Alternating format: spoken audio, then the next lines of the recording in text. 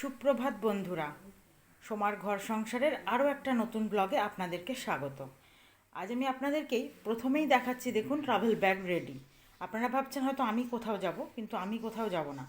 আমি সকাল থেকে এগুলো গোছগাছ করা হয়ে গেছে। ছেলে বেরোবে এনসিসি ক্যাম্পের জন্য, তাই এখন গোছানো কমপ্লিট। ছেলেকে খেতে দেব, তারপর যাব ওকে নিয়ে স্টেশন গিয়ে যাওয়ার পথে ওখানে পৌঁছে আপনাদের সঙ্গে আবার দেখা হচ্ছে। এখন একটু ব্যস্ত, এখন রাখলাম। এই দেখো ছেলের টিফিন রেডি হয়ে গেছে, রুটি, আলু মরিচ, আর আছে টক দই আর শশা। ট্রেনে যাবে তাই আজকে অন্য কিছু আর টিফিন দেওয়া হয়নি, এরকম হালকা টিফিন যাতে শরীরটা ভালো থাকে, ওই জন্য এই ব্যবস্থা। গরমে যদিও এই টিফিনটা খুবই ভালো। তো ছেলেটা খেয়ে নে ঝটপট, তারপর আবারও আসছি। দেখুন আমরা স্টেশনের উদ্দেশ্যে রওনা দিয়েছি, এখন টোটো করে যাচ্ছি।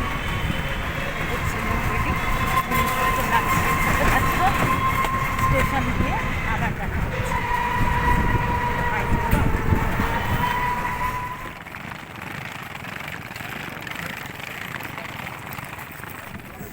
ট্রেন ঢুকে গেছে, রওনা দেবেন। আমার ভীষণই খারাপ, ছেলেকে ছেড়ে থাকা যায় না, খুব কষ্ট হয়। এই যে ছেলে এবার উঠবে, ওদের সব দল দাঁড়িয়ে আছে।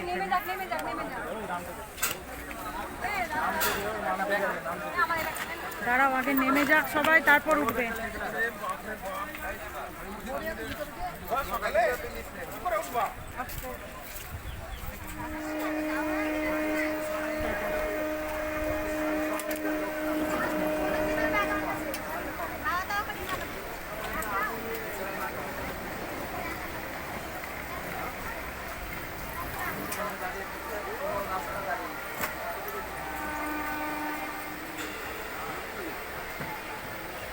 টাটা।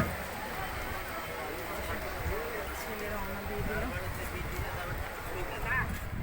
এই দেখো ছেলেকে রেখে আসার সময় বাজার থেকে একটু টাটকা লালতে শাক নিলাম, আর এদিকে নিয়ে নিয়েছি বাটা মাছ। বাড়িতে যে ভাইটা দিয়ে যায় ওই দিয়ে গেল, এটা আর বাজারে যাইনি নিতে। আমি বাজার থেকে মাছ খুব কমই নিই, ভালো লাগে না বাজারে গিয়ে ওই মাছ বাজারে ঘুরে বেড়াতে। তাই যেদিন বাড়িতেও না আসে সেদিন নিই বাজারে গিয়ে, নইলে বেশিরভাগ বাড়িতেই নিই। আর এবার মাছটা কেটে নিয়ে চলো, আর তারপর শাকটা বেছে নেব। সঙ্গে থাকো, আবারও আসছি। মাছ ধোয়া কমপ্লিট। এই দেখো মাছে লবণ হলুদটা মাখিয়ে নিলাম। এবার এটাকে রেখে আমি চলে যাব স্নান করতে। ওপরে উঠবো, জল টল সব ভরা হয়ে গেছে। জলটা রেখে সোজা স্নান করে ঠাকুরঘর থেকে নেমে এসে তারপর রান্না বসাবো। আবারও আসছি তোমাদের সাথে, কিছুটা কাজ সেরে নিই তারপর। এই দেখো ওপর থেকে স্নান পুজো সব সেরে নেমে এলাম, এসে জলখাবারও খাওয়া হয়ে গেছে। এবার শাকটা নিয়ে বসে পড়েছি, আমি আর মা একসঙ্গে শাকটা বেছে নেব। বাছা হয়ে গেলে তারপর রান্না বসাবো, আর কি কি রান্না করছি সব তোমাদেরকে দেখাচ্ছি। আগে এগুলো করে নিই, তারপর আসছি। রান্না বান্না সব কমপ্লিট হয়ে গেছে। এই দেখুন টেবিলে সব নিয়েও চলে এসেছি। তো আপনাদেরকে দেখিয়ে দিই আজকে কি কি রান্না আছে। এইখানে আছে পেঁয়াজ ভাজা দিয়ে, শুকনো লঙ্কা ভাজা দিয়ে আলু সেদ্ধ মাখা। আর এইখানে আছে ভাত, গরম ভাত। এইখানে আছে এই যে তখন দেখালাম বাটা মাছ নিয়েছি, বাটা মাছের ঝাল করেছি। দেখুন কত সুন্দর হয়েছে। আর এই দেখুন এইখানে আছে লালতে শাক। শাকটা আজকে শুকনো শুকনো করে করেছি, ভাজা ভাজা করে, ঝোল করিনি। আর এদিকে করেছি বিউলির ডাল। সব কিছুই আজ পরিমাণে একটু অল্প অল্প, কারণ আগেই তো বললাম ছেলে বাড়িতে নেই। তো চটপট এবার কর্তামশাইকে খেতে দিয়ে দিই। সঙ্গে থাকুন, আবারও পরে আসছি।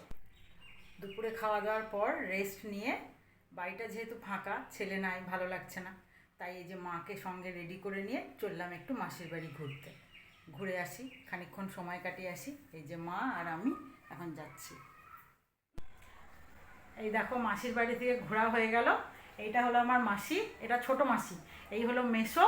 আর মাসি আমার সঙ্গে কিন্তু শুধু সম্পর্কেই মাসি, কিন্তু অ্যাকচুয়াল আমার সঙ্গে বয়সের ডিফারেন্সটা কিন্তু একদম দিদির মতন, তাই আমাদের রিলেশনটাও দিদির মতনই। আর এটা তো মা, তোমরা দেখেইছো। এই যে মাসি মেসো তোমাদেরকে দেখিয়ে দিলাম। এবার আমরা এখান থেকে বেরিয়ে যাচ্ছি, বাড়ি গিয়ে তোমাদের সঙ্গে আবারও কন্টিনিউ করছি। মাসির বাড়ি থেকে তো বাড়ি ফিরে এলাম। ফেরার পথে দেখো আটার মিলে ঢুকেছিলাম আমি আর মা দাঁড়িয়ে। আটার মিল থেকে একদম টাটকা গরম আটাটা, একদম গরম আটা নিয়ে বাড়ি ফিরলাম। ওখান থেকেই আটাটা নিই, খুব ভালো হয় ওখানকার আটাটা। এই দেখো একদম একসঙ্গে 5 কেজি করে 10 কেজি আটা নিয়ে ফিরেছি। এটাই কিন্তু আমাদের গোটা মাস চলে যাবে। আটা নিয়ে ফিরলাম। এখন এই আটা থেকে, প্যাকেটটা পুরো গরম এখনও, এই আটা দিয়েই রাত্রে রুটি হবে। আর রুটির সঙ্গে কর্তামশাইকে বলে দিলাম যে আজ একটু তরকা নিয়ে আসতে, ঘরে আর কোনো তরকারি করব না। তো চলো রুটিটা করি, তারপর ফিরছি। রাতের খাবার রেডি হয়ে গেছে। রুটি তো বাড়িতেই করা হলো, সাথে তরকাটা কিনে আনা হয়েছে, এবং খাবারের পাতে আছে কাঁচা লঙ্কা, পেঁয়াজ আর একটু লবণ। এখানে আছে ডিম তরকা। তো রাতের খাবার দিয়ে আজকের ব্লগটা আমি এখানেই শেষ করলাম। আপনারা ভালো থাকুন, সুস্থ থাকুন। শুভরাত্রি সকলকে।